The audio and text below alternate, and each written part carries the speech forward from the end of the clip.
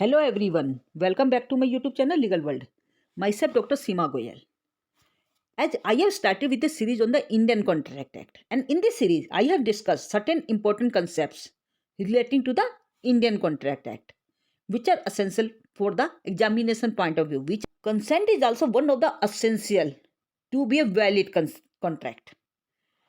भारतीय अनुबंध अधिनियम की धारा 10 के अनुसार, जैसा कि मैंने आपको बताया था कि वैध अनुबंध के लिए एक वैलिड कॉन्ट्रैक्ट करने के लिए फ्री कंसेंट का होना अनिवार्य है।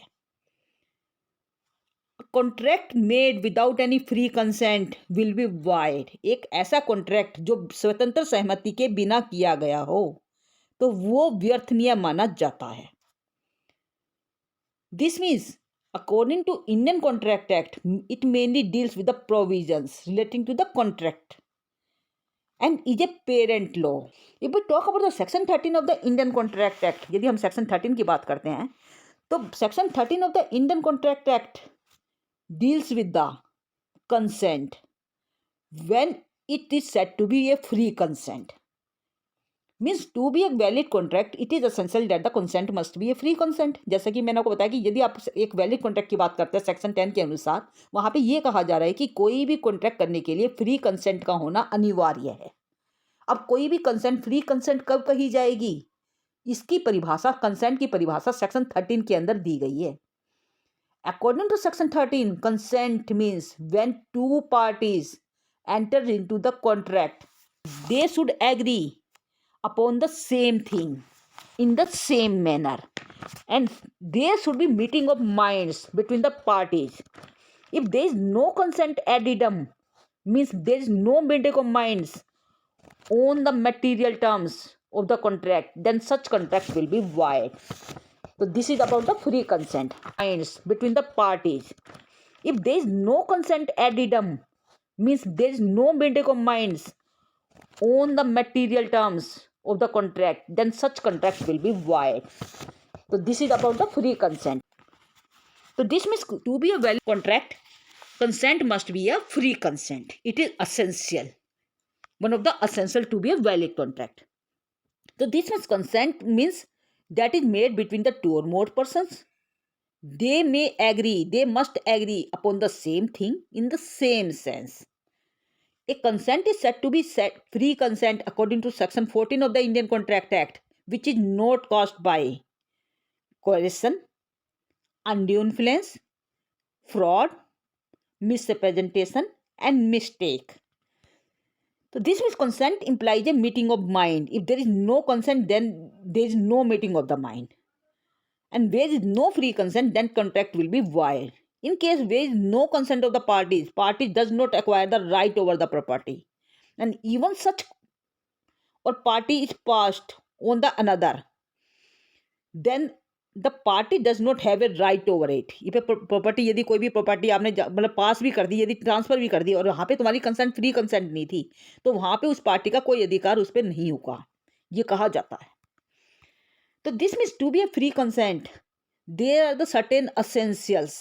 A consent is said to be free consent which is not caused by coercion, that is defined under section 15, undue influence, that is section 16, fraud, section 17, mistake, section 20 to 22, and misrepresentation, that is section 18. Means a consent is said to be a free consent which is not caused by coercion, undue influence, fraud, misrepresentation, and mistake. These are the certain essential requirements that provide that consent is said to be a free consent. Means वैध अनुबंध के निर्माण के लिए स्वतंत्र सहमति का होना अनिवार्य है।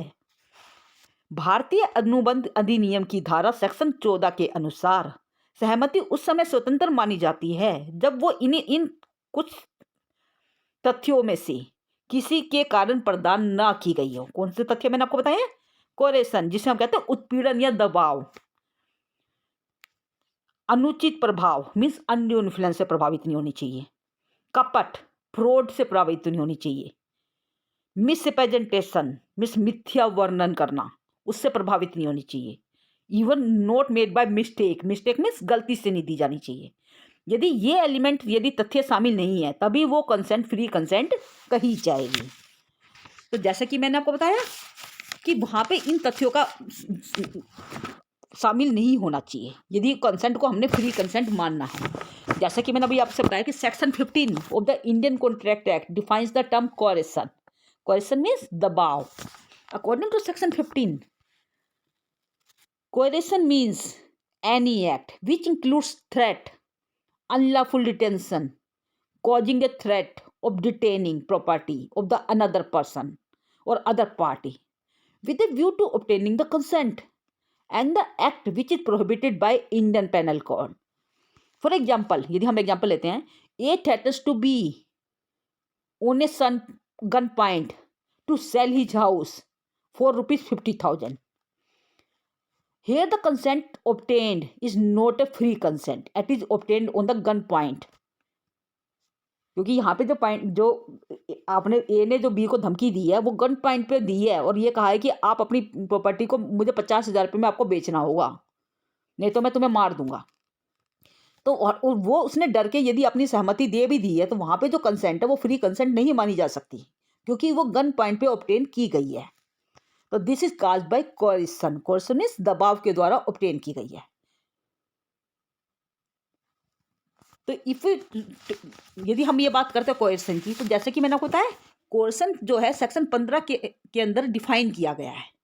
अकॉर्डिंग टू सेक्शन 50 किसी व्यक्ति को अनुबंध करने के लिए विवश किया जाए, और विवश करने का मतलब कोई भी कार्य किया जाए जिससे उसका व्यक्ति का अनुबंध उत्पीड़न हो, दबाव पड़े या फिर बल का प्रयोग हो, ऐसी स्थिति में हम ये कहेंगे कि वहां पे कोएरिशन का सहारा लिया गया है।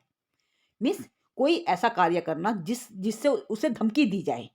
जैसे कि मैंने यहाँ पे आपको बताया गन पॉइंट पे उससे उन्होंने उसकी कंसेंट ली, तो यहाँ पे धमकी दी जा रही है। सेकंड वन, किसी व्यक्ति को हानि पहुंचाने के लिए उसकी संपत्ति को अवैध रूप से रोक के रखे, भी वो उसकी प्रॉपर्टी को अपने जब्त कर लिया उसने या उसको रोक के रखने की धमकी दे दी, तो ऐसी स्थिति में यहाँ पे जो कंसेंट ऑब्टेन की जाएगी वो कहीं ना कहीं फ्री कंसेंट नहीं मानी जा सकती क्योंकि वो दबाव से ली जा रही है। इसके संबंध में आप देखेंगे एक माना हुआ केस है, date is Amiraj versus सीस्मा। Amiraj versus सीस्मा का जो वाद था वो इसी से संबंधित था। अमीराज वर्सेस सीस्मा के वाद में एक व्यक्ति ने अपनी वाइफ से और अपने बच्चे से धमकी देकर मुक्ति पत्र पर साइन करवा लिए, मतलब डाइवर्स के पेपर पे साइन करवा लिए।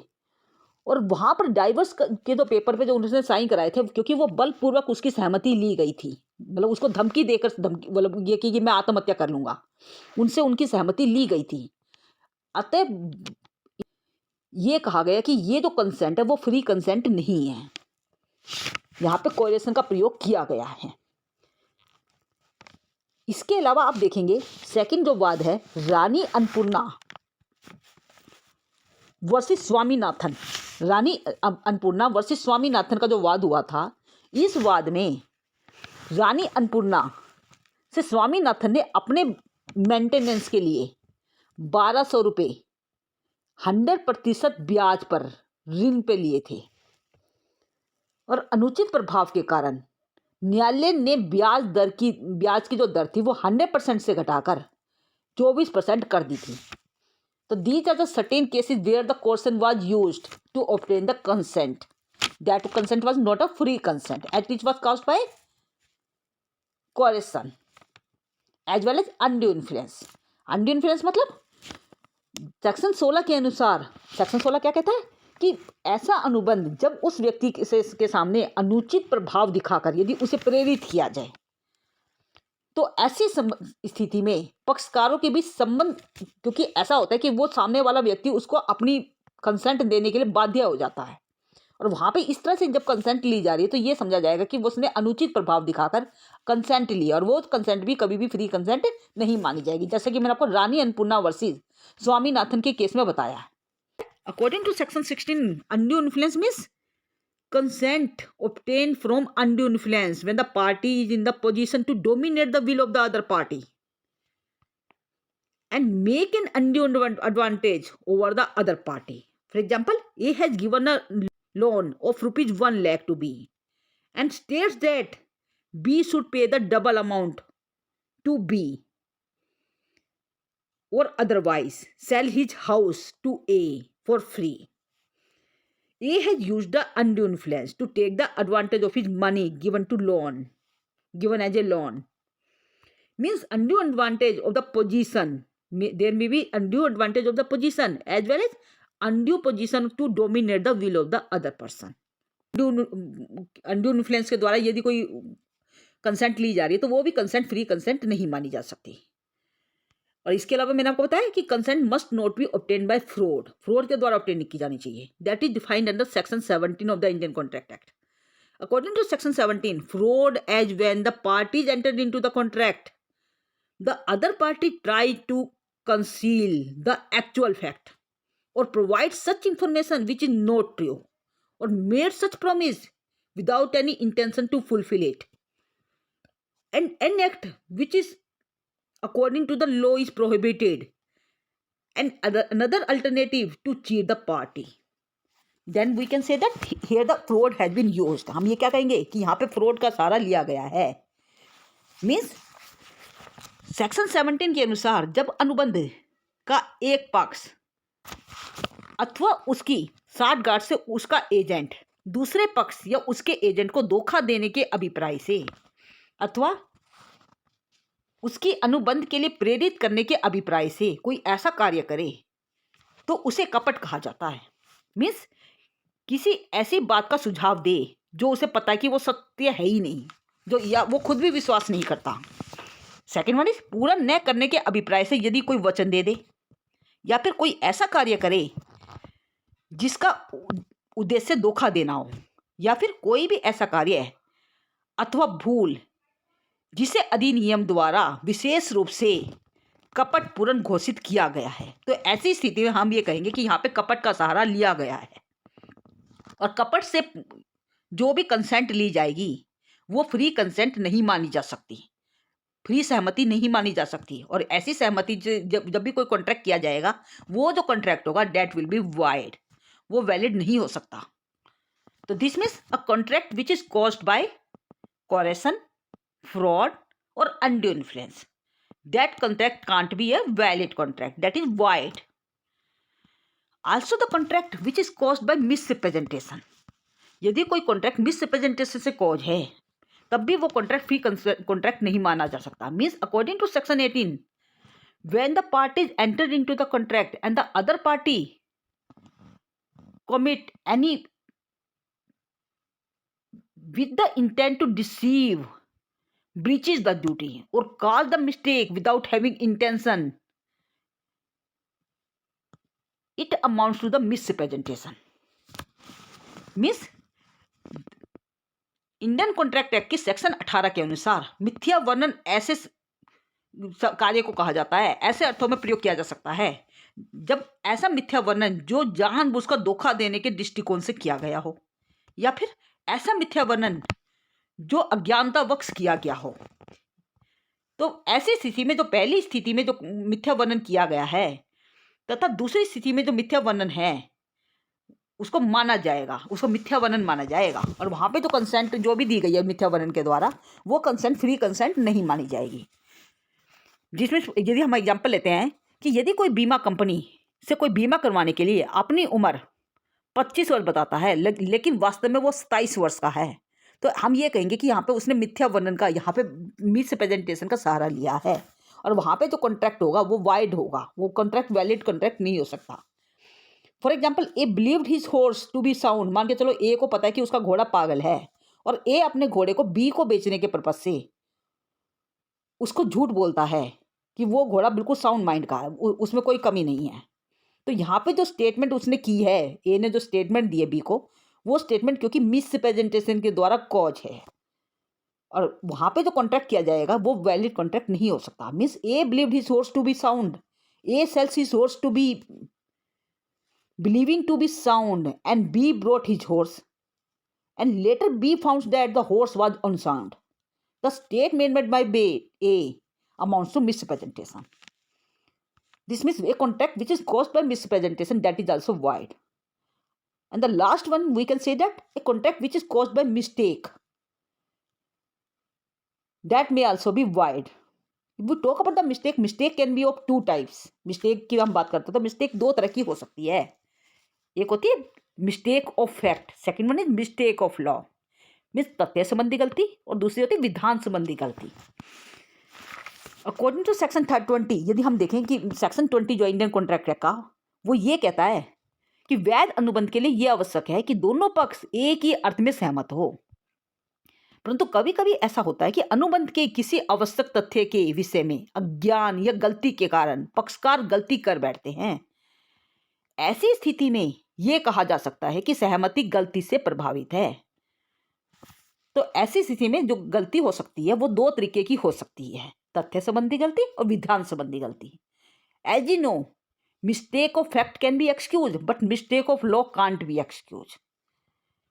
फैक्ट का जो गलती हो सकती है वो तो एक्सक्यूज हो सकती है, परंतु लॉ की जो मिस्टेक होती है उसको कभी भी एक्सक्यूज नहीं माना जा सकता। तो एक एग्जांपल ले सकते हैं कि मान के चलो ए ने अपना घोड़ा बी को बेचने के लिए कही, और जब उसने घोड़ा बेचने को कही तब वो घोड़ा बिल्कुल सही था। ठीक है, दोनों के बीच में अनुबंध हो गया। परंतु जब ए ने बी को घोड़ा जब वो बेचने के लिए लेके आया तो पता चला कि वो घोड़ा तो तभी मर चुका था। Here was the mistake of fact, not the mistake of law. It was excusable, क्योंकि वहां पे तथ्यों का ज्ञान उसे नहीं था। ऐसी स्थिति में वो गलती मान्य थी।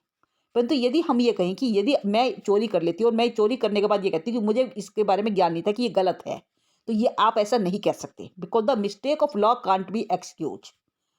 लॉ की गलती होना एक्सक्यूज कभी भी नहीं माना जा सकता। जहां आप मिस्टेक ऑफ लॉ का सहारा लेने की बात करते हैं, यदि मिस्टेक ऑफ लॉ की वजह से कोई अनुबंध हुआ है, यदि इंडियन लॉ की गलती से मिस्टेक कोई अनुबंध हुआ है, तो उसको कभी भी आप मान्य नहीं कर सकते। वो कॉन्ट्रैक्ट वैलिड कॉन्ट्रैक्ट माना जाएगा।